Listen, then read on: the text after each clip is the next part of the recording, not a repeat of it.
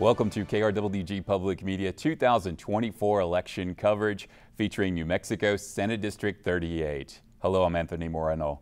KRWG Public Media and the League of Women Voters are pleased to present this forum.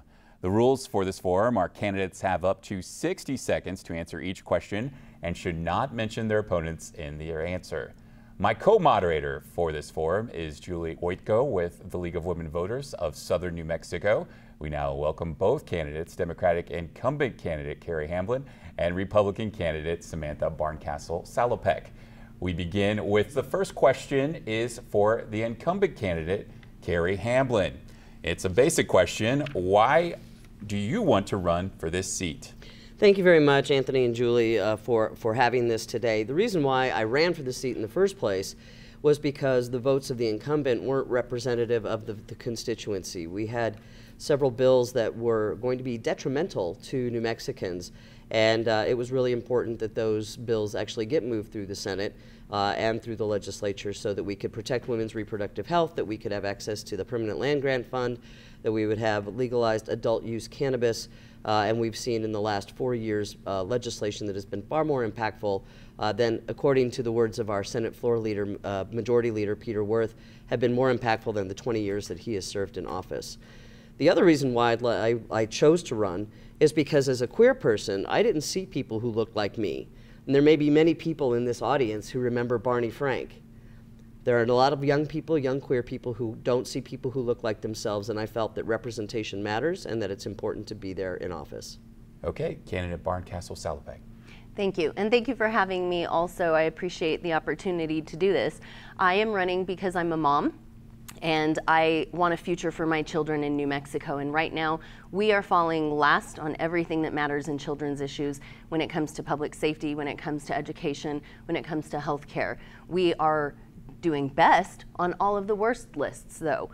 We need to turn the state around for our children. We need to recruit better. We need to retain better. We need to pay our teachers. We need to support our teachers. We need to be bringing doctors into our state instead of running them out of our state.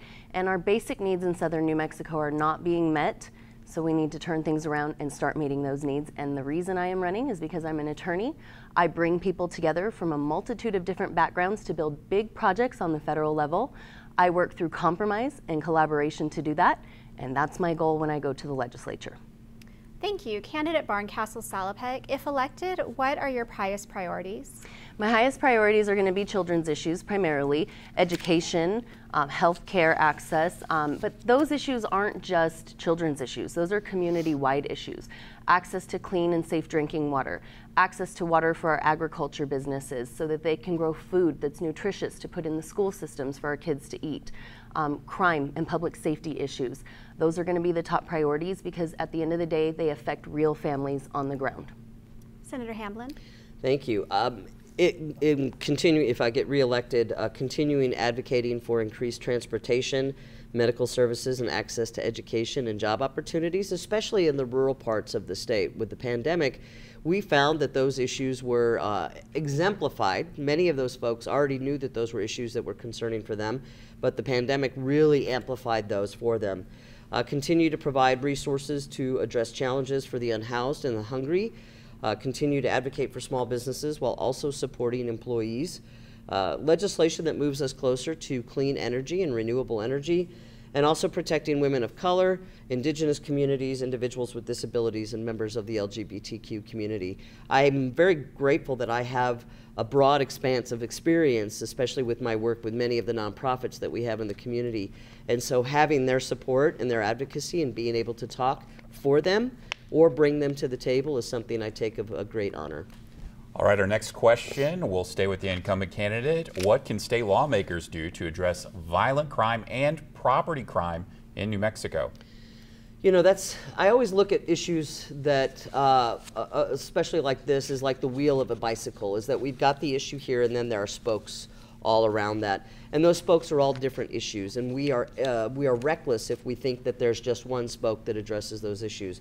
So when we talk about property crime, we have to also look at what the joblessness rate is, what mental health issues there are, what addiction issues there are, criminal activity. So I certainly think that we need to support those resources in order to actually address the root causes of the crime. But also, one of the things that I instituted as a senator was the Catastrophic Business Relief Fund, and that helped businesses who experienced catastrophes that would affect how they would be able to operate. And that was something that was really impactful this last year. But that plan also got small businesses into the Economic Development Office to find out what other programs are available at both the local level and at the state. Could we do better? Yes, we could, and I think we're on that way. Candidate Barncastle-Salopek. Thank you. First, a few statistics that I wrote down after a meeting with the police chief in Las Cruces. In 2018 to 2022, we saw an 85% increase in violent crime in Las Cruces. From 2019 to 2023, we saw a 73% increase in property crimes in Las Cruces. In 2019, our police department confiscated just over 3,000 fentanyl pills. In 2024, so far, as of June, they've confiscated more than 500,000 fentanyl pills in our city.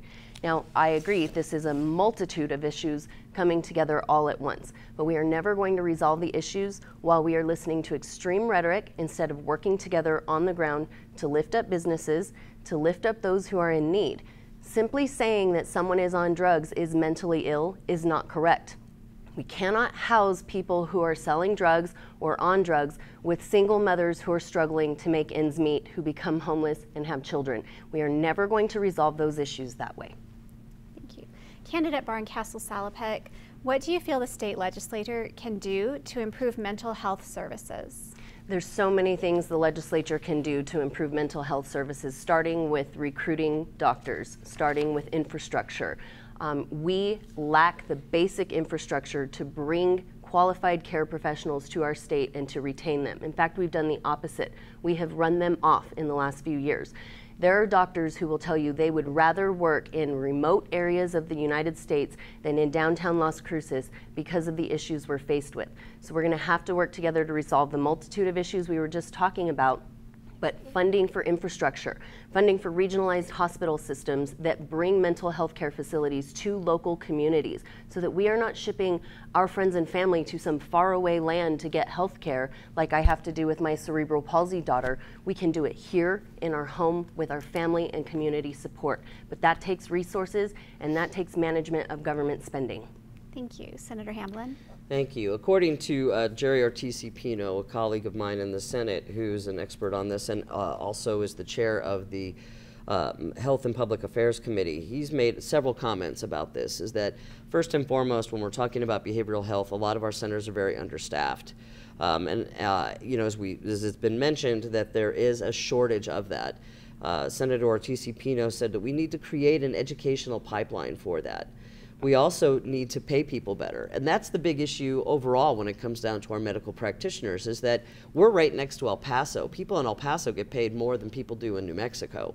And so we can't recruit people, but there's also a shortage. And so we need to create an educational pipeline to help support those folks to become behavioral health therapists and to stay here. But we also need to increase Medicaid and reimbursement rates. In a panel discussion the other day through one of my interim committees, Medicaid reimbursement is the biggest challenge for those medical providers. Okay, next question for the incumbent candidate. If elected, how do you plan on addressing substance abuse in New Mexico? Well, it's very interesting because a story that Johnny Coker did here at KRWG found that by the Substance Abuse and Mental Health Services Administration, around 7% of New Mexicans have a substance use disorder. Fentanyl has been brought up. That is the big issue when we start looking at crime, when we start looking at poverty, when we start looking at joblessness, is that we need to address that. And so one of the things that we need to do is to increase the opportunities for rehabilitation, for access to services. We had the Crisis Triage Center here that was a hot mess up until a few months ago, and the county was bringing in a locally owned organization to help oversee that. We need to have those things available so that law enforcement can bring people if they are having a crisis, if they are in a drug stupor, if they are going through withdrawals, if they are in an addiction, in a violent state, that they need to be able to go there. But then also they need to have access to those resources to help them recover. Candidate Barncastle-Salopek. Yeah, accountability is number one. If you aren't holding people accountable for their actions and you're instead telling them that it's not their fault that they have gotten themselves on drugs, then you're never going to get anywhere. Some people want to be rehabilitated and can't.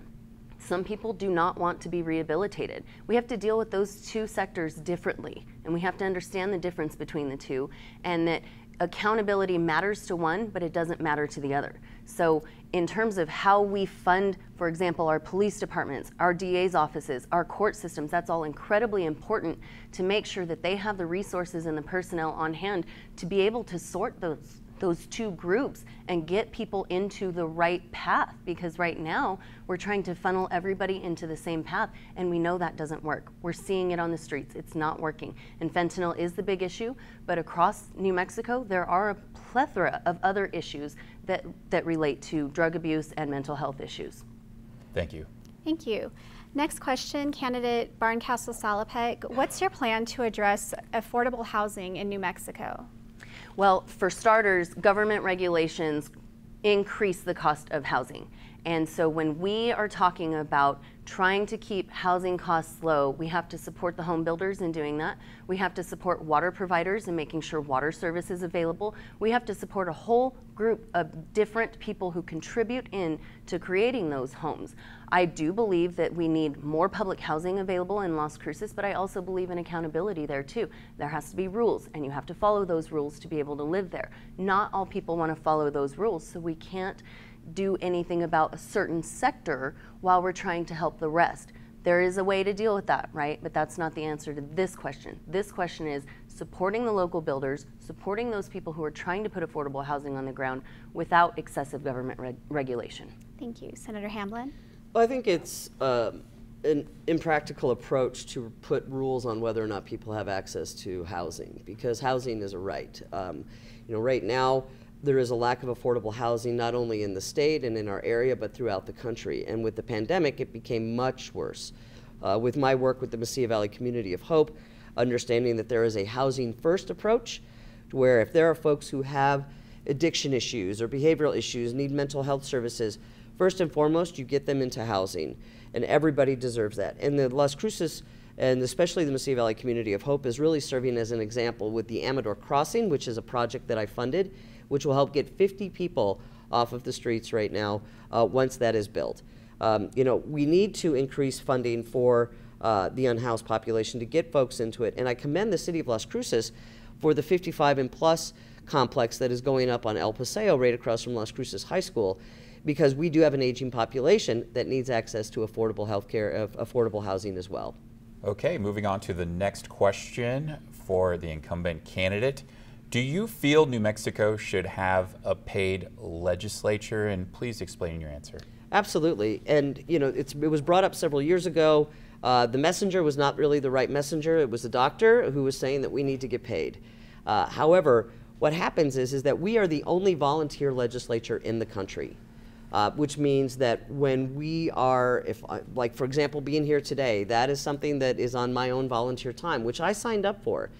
However, when you don't have a legislature that is paid, what is happening is that you are getting either somebody who is independently wealthy, retired, or has a job that allows you to take 30 or 60 days off a year. I'm the last one, and I'm thankful that I have a spouse that is able to support me when I'm not pulling a paycheck for those days. What it does is it eliminates about 95% of the residents in New Mexico from even thinking about running for public office. So that means those voices are not at the table when it comes down to creating policy and law. When we pay our legislature, people can afford to take off time to be able to serve the residents and the citizens of New Mexico. Candidate Barncastle-Salopek. I do believe our legislature should be paid. We are the only legislature in the union that does not have a paid legislature. We also don't have paid staff. It is unrealistic to expect that people are going to leave their professional lives and go and represent their community for zero pay. And you get what you pay for, right? If we're not paying for anything, we're not getting much out of them, and we can't really expect much. This is where the details, though, matter to me as a lawyer, and this is where I want to get into the legislature to make sure that we're not passing bills that are broad brushstroke concepts, but that have been thought through, because it matters whether we're going to pay them $1 million a year or $50,000 a year. It matters whether we're going to pay them based on days that they're in session or days that they're at work, whether they're going to have ultimate control over how much they're at work in session or not. Are they going to extend the sessions to be 60 days every year? Therefore, once we agree to pay, they're going to get an astronomical amount more than we expected. The details matter here, but I do support a paid legislature. Thank you. Candidate Barncastle-Salopek, what reforms would you support to improve New Mexico's educational ranking? Well, first of all, unions are failing our teachers because teachers do not just need additional pay. Teachers need, for example, protections from their own students at this point in time. In the Las Cruces public school system, we cannot enforce, and my kids are in public school, we cannot enforce dress codes in public schools because it might be considered body shaming against one of the girls. However, we expect male teachers to show up and not be accused of looking inappropriately at young women. Unions should be demanding more for their teachers. But the #1 way we fix that problem also is accountability. You use the Gadsden School District example, okay? The school district in Gadsden brought in a new superintendent a few years ago. And what he did was he sat everybody down and he said, whether you're a janitor or you're an administrator or you're a parent or you're a student, everybody's accountable. Everyone's gonna do their job. If you're the janitor, floors are cleaned every day. If you're the teacher, your stuff's ready for kids every day. If you're the kids, you're participating. And he turned that school district around. Thank you, Senator Hamblin. I have 7 teachers that live on my street. My wife is a professor. Some of my closest friends are teachers. And in my term as on the governing council of the J. Paul Taylor Academy, certainly learning about really the restraints that teachers have. And I think in the last 4 years, we've helped kind of alleviate that. We pay our teachers more, which I was very proud to talk about that on the floor when we passed that legislation. We offer free lunch and breakfast to schools, to kids, because we know that if a child is hungry, they cannot learn. We've created the Opportunity Scholarship so that people who want to go to college can afford that for every single New Mexican. We still have pay disparities, though, for professors and instructors. My wife is a professor at UTEP, and there's a reason why. It's because they pay twice as much as our universities do. We need to provide resources for increased research. NMSU wants to become an R1 institution. They're not there yet. We need to continue doing that.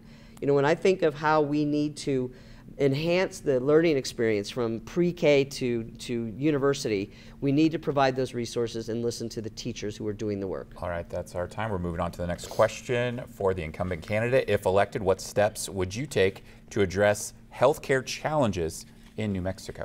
I love that you've asked this question because we just had this presentation in my interim committee of the Economic and Rural Development Policy Committee. There are a number of challenges, and I've mentioned a little bit of it. The Medicaid reimbursements are very challenging for local healthcare providers. We also have privately owned, investor-run hospitals who are buying up urgent care centers, and they're moving out small mom-and-pop doctors' offices, and so they're making those challenging. They cannot compete with privately owned hospitals that we have in the community. We need to also reduce the insurance, and what we're finding is that insurance is now telling doctors, send me your information so I can determine whether or not that is a pre-existing condition. We need to make sure that the doctors have the flexibility to provide the health care that we deserve, and also that the insurance companies are not dictating what access we can have to the medication and services that we should be entitled to. Candidate Barncastle-Salopek. On behalf of my daughter, I began a couple of years ago working to sue the 4 MCOs in New Mexico because they were withholding basic needs for my daughter that she was federally entitled to receive. And that case is pending as a class action lawsuit in federal district court. The first thing I would do is make sure that insurance companies are not dictating the type of care that families need on the ground in New Mexico. And that comes with the responsibility of recruitment and retention for our doctors. So rolling back things like increasing their liability for doing basic doctor services, charging gross receipts tax, which runs small businesses into the ground.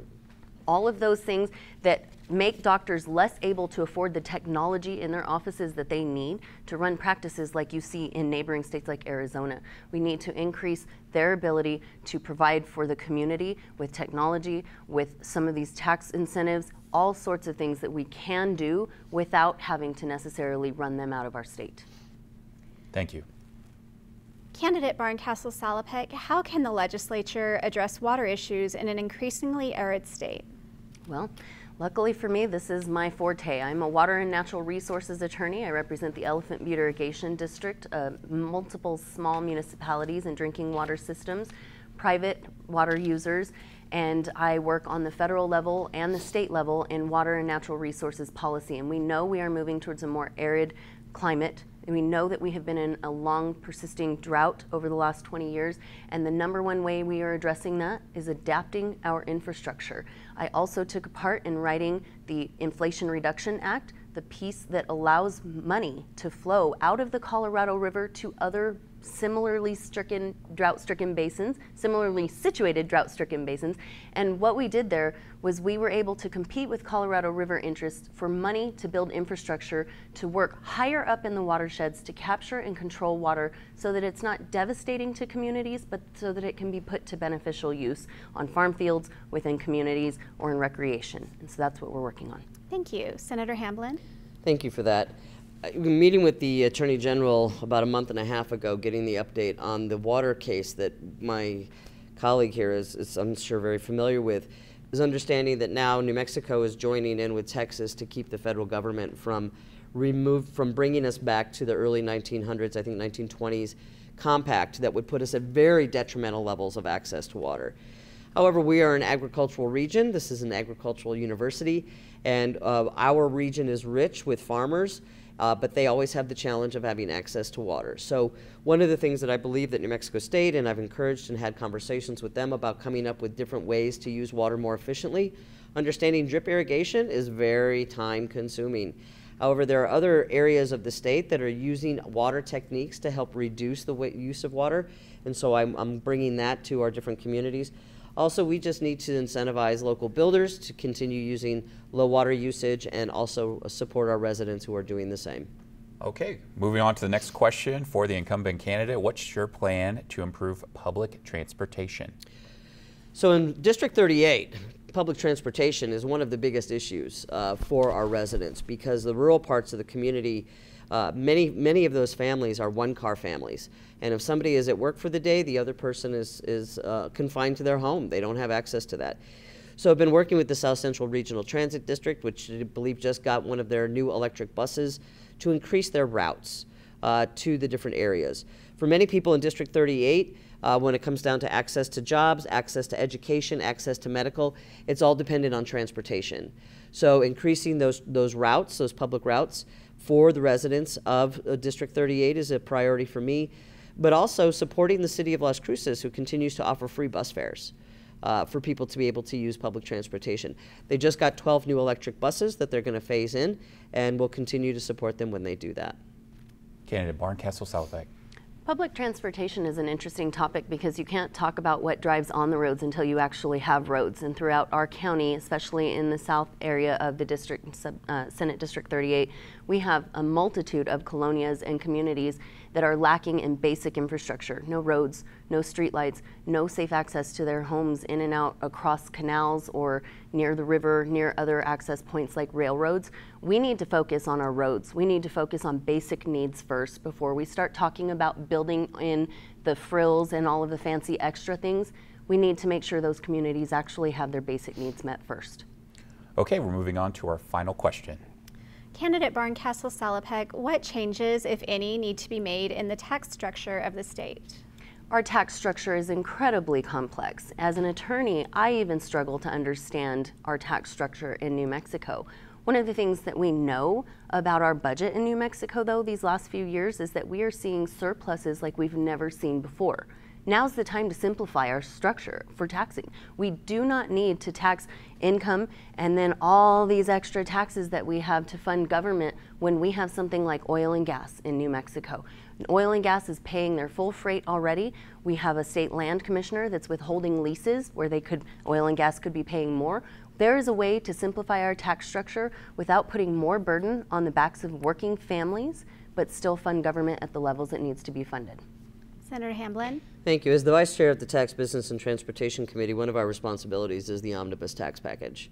And that is a complex thing because taxes pay for the services that we all depend on fire, on police, on repairing the roads. And one of the things that is the common denominator that people are very frustrated with is the gross receipts tax. That impacts our small businesses, that impacts our sole proprietors, that impacts a number of people, and we need to modify the gross receipts tax. However, the money has to come from somewhere. So it is a complicated conversation to have. It is about where are we going to get the money from to pay for these things and where are we going to cut that.